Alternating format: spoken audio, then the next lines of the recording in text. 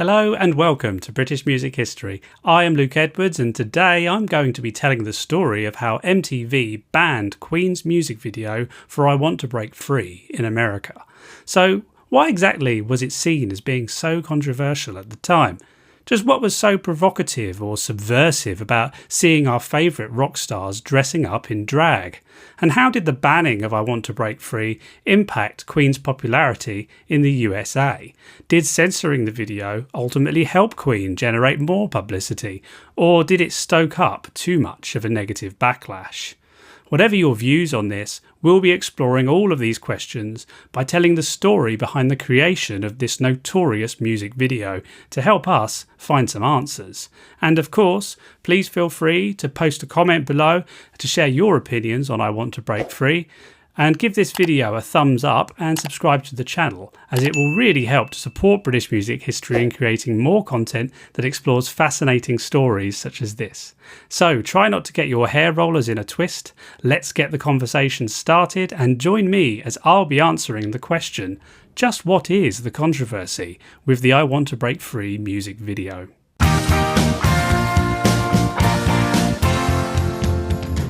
After making a big misstep with their 1982 flop Hot Space, Queen were in the midst of a career-saving return to form in early 1984 following the release of their 11th studio album, The Works. The success of the album's lead single, Radio Gaga, had successfully introduced the band to a whole new audience, largely thanks to its sci-fi inspired music video. And the song peaked at number 2 in the UK and number 16 in the US.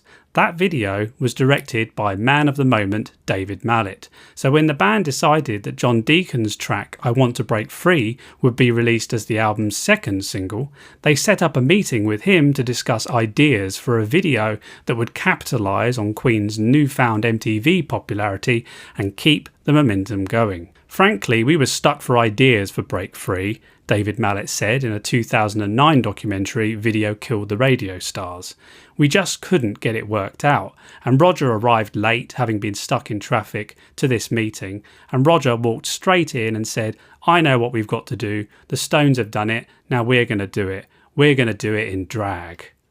It later transpired that Roger Taylor's idea for the band to dress up as women actually came from his girlfriend Dominique Bayran, who proposed the idea of the band dragging up to parody the British TV soap opera Coronation Street. Given Freddie Mercury's party boy reputation in the gay clubs of New York and Munich, there's no doubt that he was very familiar with drag culture, so it's surprising that it wasn't actually Mercury's idea for the band to do a spot of cross-dressing for their next music video. But, needless to say, Freddie was an eager beaver and fully on board with it. We had done some really serious, epic videos in the past, Roger Taylor says in the book Queen Uncensored on the Record, and we just thought we'd have some fun. We wanted people to know that we didn't take ourselves too seriously, that we could still laugh at ourselves. I think we proved that. And so it went that the band met in March 1984 to shoot the video at Limehouse Studios in London. In a cleverly executed spoof of Coronation Street, drummer Roger Taylor dressed up as a flaxen-haired teenage girl, surprising even himself by how convincing he ended up looking. Guitarist Brian May was the bedraggled mother, dressing in a pink dressing gown, fluffy slippers and hair rollers. John Deacon played the surly grandmother, huffing, puffing and scowling throughout the video and looking like Mary Poppins' evil twin sister. But it was Freddie who had the most fun. Guided by the fashion choices from Corrie's most famous TV character, the Rover's Return barmaid, Bet Lynch, Freddie wore a pink top, a leather miniskirt and paraded around a dowdy-looking living room dancing with a vacuum cleaner like an exasperated housewife.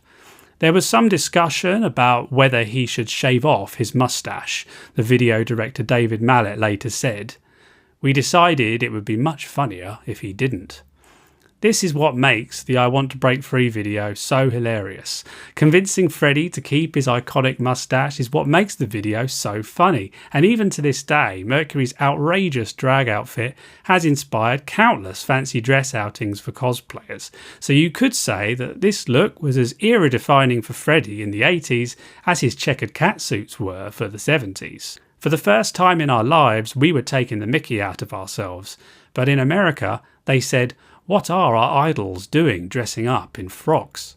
Although the video was clearly intended to be a spoof, the biggest mistake it made, really, was overlooking the fact that many of Queen's American fans had no idea what the TV show Coronation Street actually was. So, for a start, this parody flew over many people's heads, and by the time the video segued to an arty ballet scene in which Freddie performs with a Royal Opera House dance troupe, well, it raised more than a few eyebrows, shall we say. Naturally, the song and the video was very well received in the UK, many of whom completely got what Queen was going for, propelling I Want to Break Free to number 3 in the UK singles chart. It's typically British humour, really, as it wasn't out of the ordinary to see sketch comedians dressing up as women, such as the two Ronnies and Les Dawson, so it tickled many to see a legendary rock band like Queen doing the same thing. The band also seemed to be genuinely enjoying themselves, with Roger Taylor even saying, "We had more fun making this video than we did any other." Unfortunately, however, given the apparent cultural differences, the music video was negatively received in America. It just wasn't the done thing for a supposedly masculine rock and roll band like Queen to wear frocks and gowns, and despite the video's obviously tongue-in-cheek humour, it fell flat. They hated the video, Brian May later said in an interview with Mojo magazine. It was received with horror in most of America. They just didn't get it. To them, it was boys dressing up as girls, and that was unthinkable, especially for a rock band. As a result of the controversy, MTV banned the video, which effectively killed the single's commercial prospects in the US. I Want to Break Free did manage to reach number 45 on the Billboard pop charts, but it had become obvious that the video was proving to be incredibly divisive. Obviously, you can read into this what you like. Was there a homophobic undercurrent at play here? EMI's press, promotion and marketing man, Brian Southall, has hinted at this, saying, "Middle America felt that Freddie might be gay, and Middle America was very important. That was the trouble. You could be terribly arty in New York or Los Angeles, but don't try it in Kansas." Rumours had been circulating about Freddie Mercury's sexuality for years, so all the cross-dressing shenanigans in I Want to Break Free only appeared to confirm those suspicions.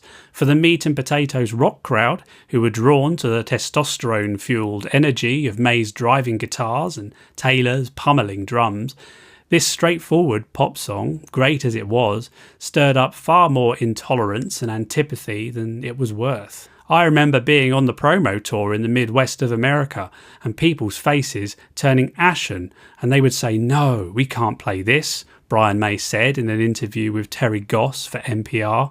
"We can't possibly play this. You know, it looks homosexual." The MTV ban was just the tip of the iceberg too, as Queen faced even more troubles when they embarked upon the Works tour. Venturing across the world for various arena shows, Freddie Mercury would often take to the stage in drag wearing the exact same Bette Lynch-style get-up he wore in the I Want to Break Free music video, often flashing his audiences with a pair of false breasts. This was all in good fun, of course, but in some countries, such as the band's appearance at the Rock in Rio festival in Brazil, the sight of Freddie in drag was loudly booed at by a crowd of 350,000 people. Some press reports at the time erroneously stated that the band were pelted with beer cans at this show, but apparently this didn't happen. But it is true that Freddie was forced to tone down his flamboyant capers on stage, and eventually he left his false breasts in the dressing room. So what exactly did all this do to Queen's reputation? How did the controversy with the I Want to Break Free music video impact them in the long run?